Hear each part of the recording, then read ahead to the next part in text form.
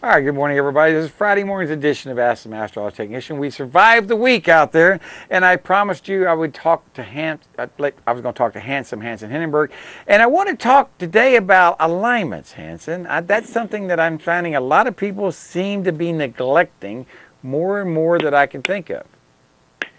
Well, we talked about alignments and front ends before, and you're right. People just really don't want to do them a lot of times. You suggest it to them, and they go like, I've had alignment about 10 years ago. I think it should still be okay. Well, I'm seeing this all the time. I have customers that come in, and they're complaining about tire noise, or complaining about a noise. They don't know what it is. And I go for a drive, and I say, yeah, it's tire noise. If it doesn't change when I go left and right, I don't think it's a wheel bearing. Let's rotate your tires and see if the noise travels with the tires. Well, we do, and the noise travels with the tires. And then I look at them, I say, here's your problem. You need to do alignments once a year, and you need to rotate your tires twice a year. And when I tell them that, you could have swore I just, like they think I'm from another planet. And I go, no, I'm not from another planet. Your owner's manual says every oil change, rotate your tires, that's every 6,000 miles approximately. And once a year, in some parts of the country, it may be twice a year, depending on the roads. But, if you live in Brazil or someplace, but we've got, but I wanted to ask you about alignments. What seems to be the holdup on alignment? Is it the price? People don't want to face reality. They have to change a ball joint. Well, it winds up, like you said, it winds up being symptoms instead of, my car's not pulling, my car's not making noise yet. Why do I need to do an alignment? Because an alignment is really winds up being preventative. So, like you said, at least once a year, do an alignment or check the front end to make sure that it's in good shape, because that's what we see a lot of times. People wind up, the car's pulling now, and unfortunately, there's other mechanical issues with the front end. And then they go like, I just want to do an alignment, and then we have to go, no, we can't really do an alignment because you need tire rod ends and ball joints. Yeah, and it's amazing. I have people saying, well, can't you just make it, you got a 1/4-inch play in it? Yeah. Can't you just tow it in a 1/4 inch more? And I go, no, it doesn't work like that. It doesn't. I get all sorts of weird things out here, and I go, but I think a lot of it is denial. I think people don't want to confront, because I had a guy come in yesterday. He bought a car with brand new tires on it 3 months ago. It was a Ford Ranger, and the tires were brand new, but the front end squeaked. And you can look at the top of the tires and see that they're, the top of the tires are in. And he continued driving it. Now he's got cords showing. And I said, well, why didn't he get it looked at, when he first got the car? And he said, well, I guess I just didn't want to, face that reality. I said, now I got to sell you 2 tires in addition to ball joints, in addition to, wheel bearings. And I think that's what people just don't want to face the fact they may have to spend money on the front end of a car. Well, we see it all the time. I looked at several cars yesterday, especially trucks. People, like you said, spend money on new tires, and everything's okay for the first couple of months. And then they become really cupped out, or they start hearing noises, and they go like, well, why did it happen so fast? And, of course, we wind up checking the front end out, and there's issues with ball joints, like I said, and tie rod ends in a lot of cases. And we talked about, struts and shocks before as well. Oh, yeah. And especially on trucks or even a car that has 100,000 miles on it, those things are unfortunately worn out in most cases. Now, don't struts and shocks contribute to wearing out front end parts? Absolutely. Especially, on trucks, we look at them and say, hey, you're not only are they really bouncy, but also they're leaking in a lot of cases. I was driving up 231 yesterday, and there was a truck right beside me, an F-250. And Hanson, I'm not exaggerating, that right front tire was bouncing at least 3 to 5 inches up and down on the right front as it passed me, doing 75, 80 miles an hour. I'm looking at it going, speed on, brother. I said, woo! That is really sad. You and I are a lot alike. I was driving down 15th Street the other day, and there was a truck, and I looked at it, and one of the tires in the front was just going wild on it. I was like, wow, that guy really needs to go and get that front end checked. Yeah. And unfortunately, He won't. people do not want to spend the money on getting the front end fixed in a lot of cases. They don't, and it's not cheap either. I guess I know, because what's that? I mean, you can spend $1,000 in a heartbeat on front end. Right, but a lot of times people go like, well, after we do it, the car drives better, and I feel more secure in the car again. So if you keep the car, it's usually a very good investment. I think so. I don't understand why people don't do it, but a lot of it has to do with I think people just don't want to face reality. Well, and a lack of education, a lack of knowledge is why most people get hung up on certain things. If they don't understand how they work, then they won't understand the importance. Yeah. One thing that does catch their attention is when I say, hey, you want to improve your gas mileage? And they go, yeah. I said, fix your front end. And they go, what? How's that a fix? And would you like to explain to people how they can get better gas mileage having a good front end? Well, it really does make a big difference. A lot of cars we see, it's towed in, so you're really turning the car into a plow, and which, of course, reduces the rolling capability of the car, and that's what it needs to get good gas mileage. Yeah, it's just, I tell you what, on a Prius, if you got an alignment problem on a Prius, you will notice it immediately. You hit a bump, and the next tank of gas, you lose 3 miles to a gallon, you will be getting the alignment check. Well, and you're right. Those kind of cars, people, trucks, they lose a couple of miles. They're used to that. But, you do on those higher efficient cars that are usually getting 35, 40, 45 miles to the gallon, it drops 3 or 4 miles to the gallon. People go like, what's going on? So, those individuals are usually a little bit more aware versus, a truck, the front end not being in good shape. We've talked about front ends, but here's another question I've been getting from customers who've been listening to us about this. How come I recommend doing a four-wheel alignment starting with the rear end? And I go, well, there's a reason, and I'm going to let you explain to our audience why you start with the rear end. Well, especially if the vehicle already has symptoms like pulling. Yes. I try to explain to them, well, the rear end has a lot to do with how the car actually tracks going down the road. So, well, the guy adjusted the front end, but it's still pulling, and it's not driving straight.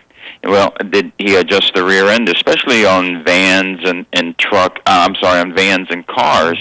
That rear end a lot of times has adjustments, and we have to make sure that they're straight because the car will actually push in a certain direction if the rear end's not straight.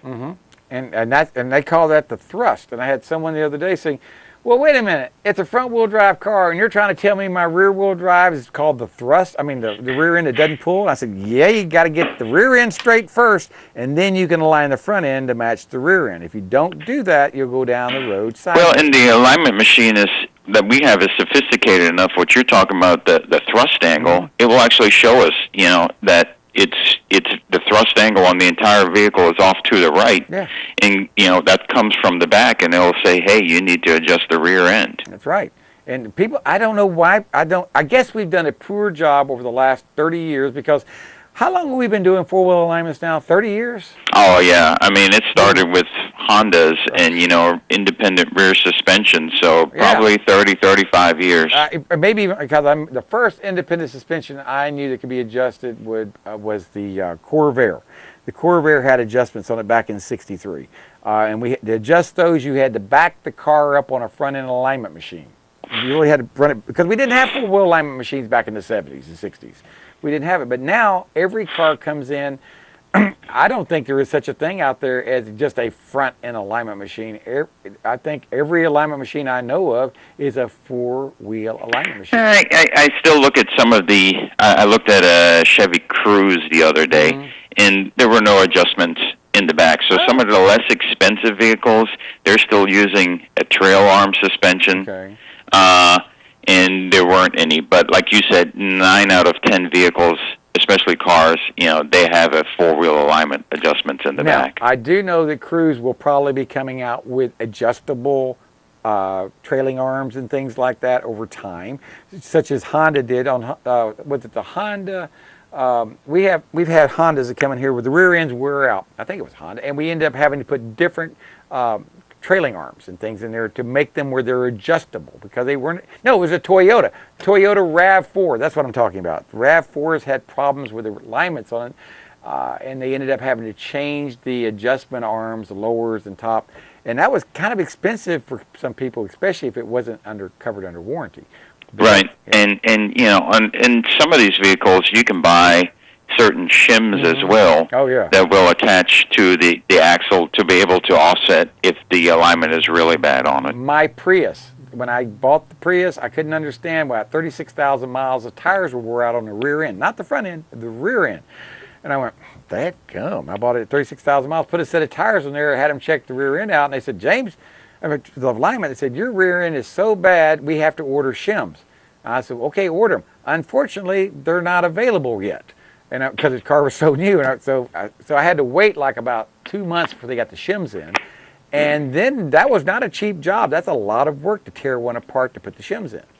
No, you know, it's not an adjustment, and we're doing, you know, even on vans and trucks like that, to do a camber adjustment means that sometimes you have to get a camber kit and basically tear the whole front end apart to be able to get the camber correct. And that's a lot of things out there. Just because you don't have an adjustment on it doesn't mean you can't get it adjusted by putting different parts on there.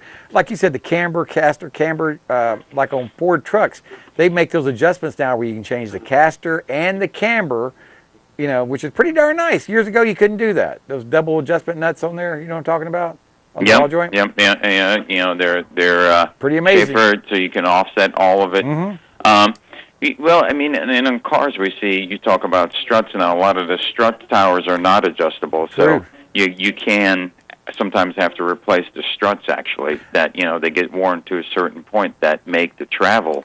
When you try to explain that, that's an expensive job, too. Not uncommon to spend over $1,000 to put a couple of struts on a car.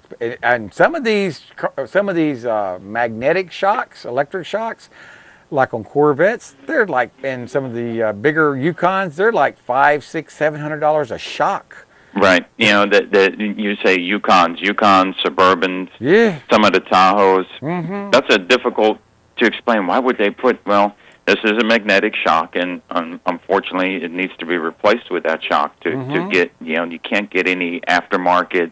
Oh, yeah. They inexpensive. Won't, You have to replace it with that particular shock. Yeah, they won't be. Can't you just put a regular shock in there? Well, I looked at Lexus the other day, and it had ride control on it as well, and the shock is about $900. Just for one. People get cars are not expensive, not cheap anymore. But remember, the average price of today's car is over $35,000. That's average price. There's a lot more expensive and a lot less expensive out there. Okay. And they have a lot more features, you know, air ride and all those things, which are great when they're new, but, you know, unfortunately, if you have a Mercedes or something and some of these air shocks go out, you're talking a huge expense. You know, like I said, if you have a car like a BMW, I looked at a BMW, shocks and struts for the front and rear, you're looking at over $3,000. Well, I'm glad you said that, or they could be braced for that. When I tell people, they say, what's BMW stand for? I say, bring more wallet. Now, speaking of BMW, we got a few seconds here. The oil, we've talked about synthesized oil versus synthetic oil, and you were telling me the oil that's sold over in Germany, the Kendall or the Castrol, it's a different oil than what's sold here in America. Is that what you told me before? Yeah, absolutely. Okay. You know, the standard of oils, like we talked about Castrol before, and it says on the back of the bottle, only to be sold in America. Right. Because it does not meet the standards of the Japanese or the Germans. Yes. So, you know, some of the oils are inferior to their standards, especially if they're driving on the Autobahn at 150 miles an hour for long extended period of times. Things happen to those oils that are, you know, not usually happening to some of the lesser grade oils. So you need to make sure that you get a Mobil 1 or something like that back into the car. I couldn't have said it any better. On that note, well, I looked at the video on an oil change on Veyron this week, and it's a $20,000 oil change. I don't think I'm going to be changing very many oils. I don't even know what that kind of car is. We'll find it. Talk about that next week, Hanson, okay? All right. Talk to you later now. Bye-bye, everybody. Have a great week. All right, you too now. If you want the best deal in town for tires, you need to call Baytown Tires at 873-8900. Hanson and the guys at Baytown Tires take pride in serving Panama City for over 20 years. Baytown Tires on Highway 98 in St. Andrews. All service work backed by a nationwide warranty. Water is too powerful to fight alone.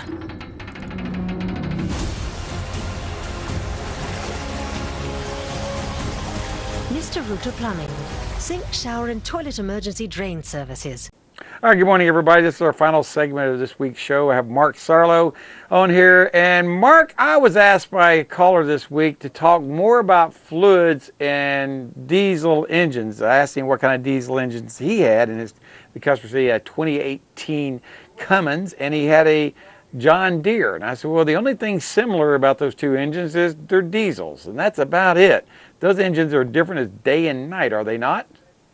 Well, yes and no, because in some states, and so let's just go all the way to the West Coast in California, okay, the environmentalists out there have mandated that even if you have that engine on a tractor, it has to meet certain requirements. So the two engines are actually getting closer and closer together if it's in California. Now, you're right.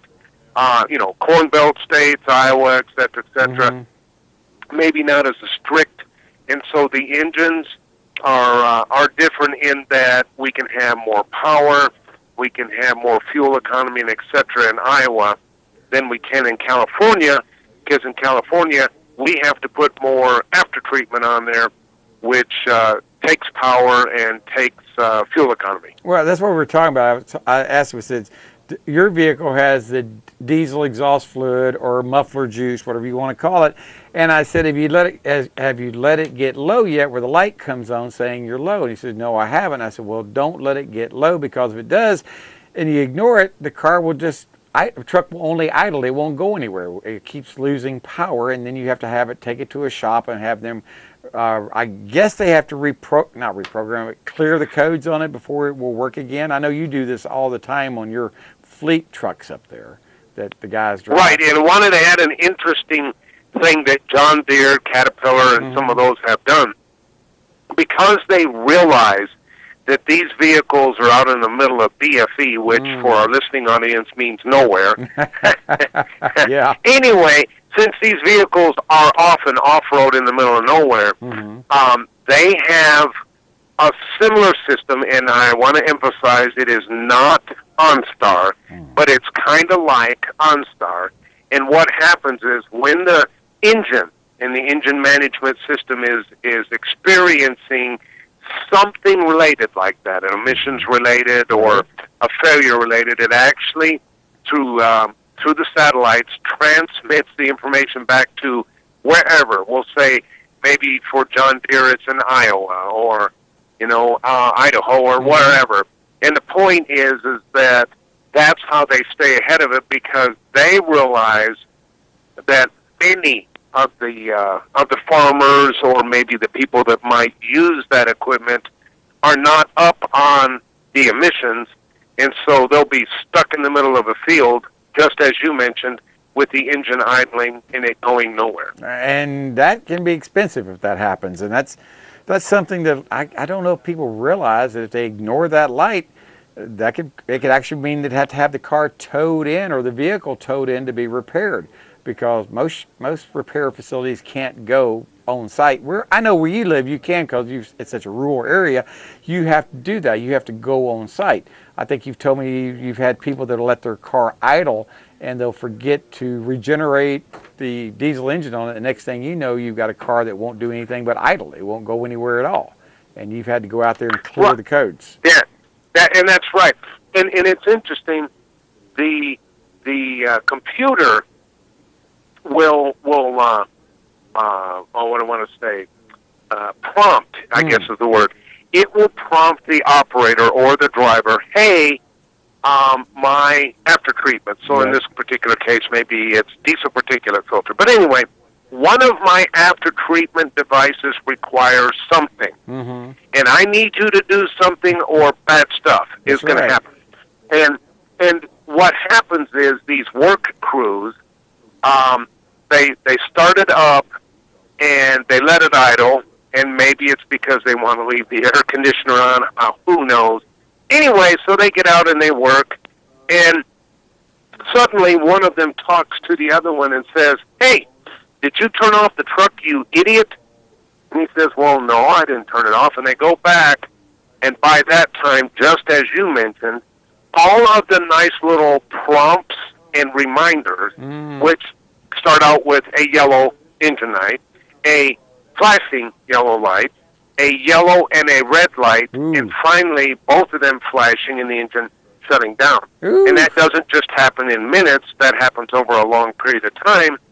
But if the crew gets out of the truck at 8:35 and doesn't go back into it until noon to eat lunch and left it idling the whole time, they're likely to come back to a truck that, just like you said, I now have to drive out to even get it to start. And that happens, and that's something that people have never had happen before. This didn't come about, 2011, 2012, is that when it started? On the 2010. Yeah. Okay. Now, the other thing this gentleman asked about on diesel trucks is, I was telling him, according to what you're telling me, that diesel engines don't get low on oil as much as they drop. Over a period of time, diesel engines seem to get higher on oil levels because they get a lot of trash in it and lots of extra fuel. And that's one of the reasons diesel engines should have their oil changed more often than a lot of people think.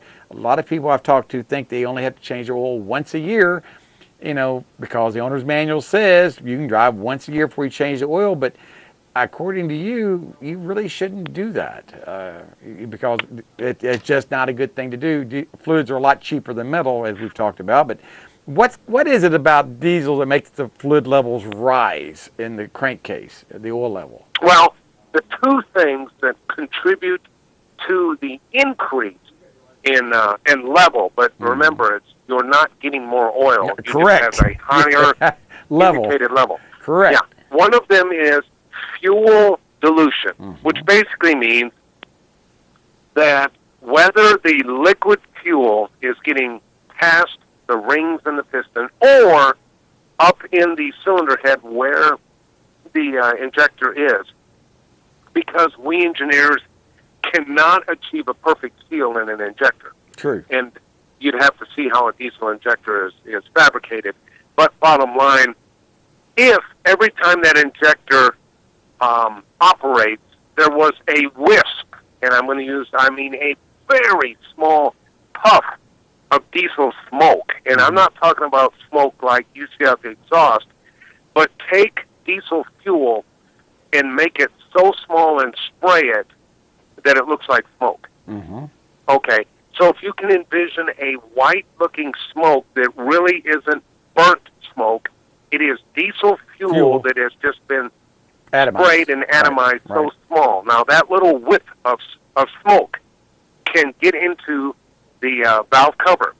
Then the engine oil captures it, because it's kind of like, we call it a wet wall, but anyway, this wall of oil grabs that wisp of smoke, and over a period of miles and miles and miles and engine hours, your engine oil level can actually increase. So that's one way. The second way is, just as you mentioned, the amount of junk that we get in the oil from combustion.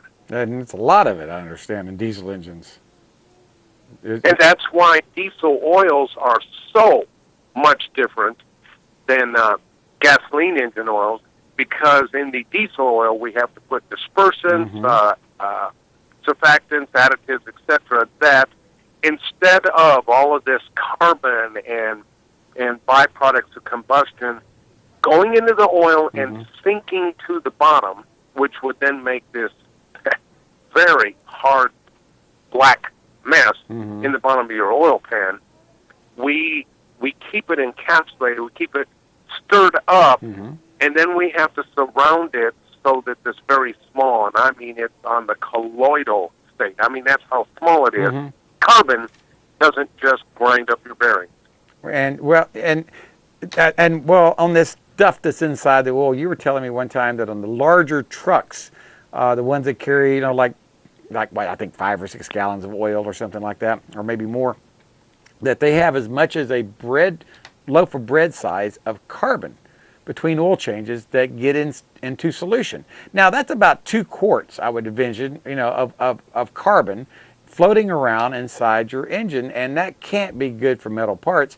And what would be I tell customers on diesels every 6 months, every 6,000 miles, just like I do on car engines.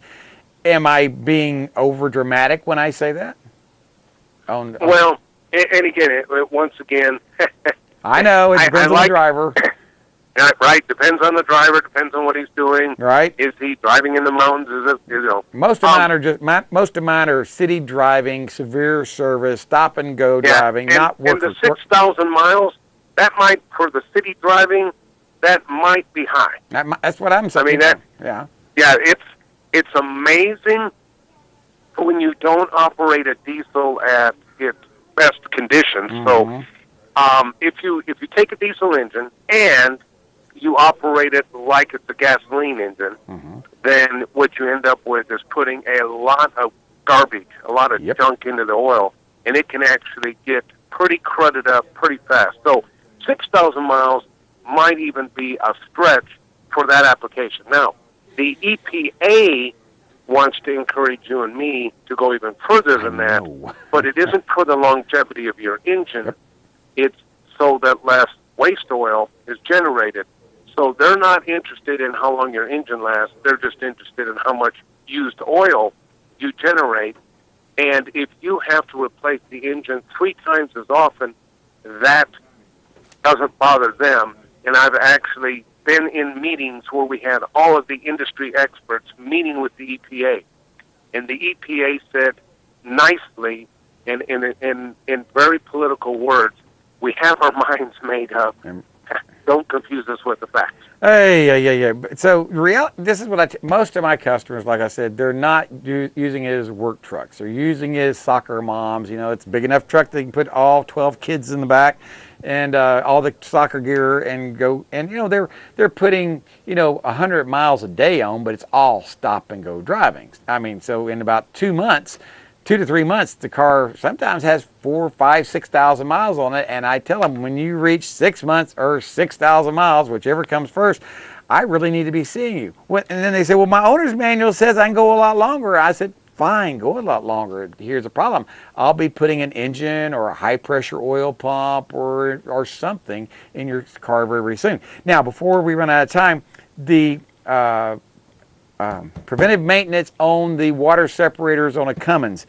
I'm sure, I don't think they've changed it where I don't think they've got it where they automatically drain the water out of the primary filter. Is that to a point yet that happens automatically? Well, and yes, you are correct for on-the-road application. Mm-hmm. Part of what I'd like to let you know is what we do and how we work our system. Basically, we've got about 700 stocking dealers scattered around the 15 counties here in the Big Bend area of the state. I run a fleet of trucks, vans, and what we call hotshot vehicles to deliver to our dealers quickly so they can help service you as fast and efficiently as they can. Provide timely and efficient service, and we're there to take care of our dealers who in turn can take care of their customers.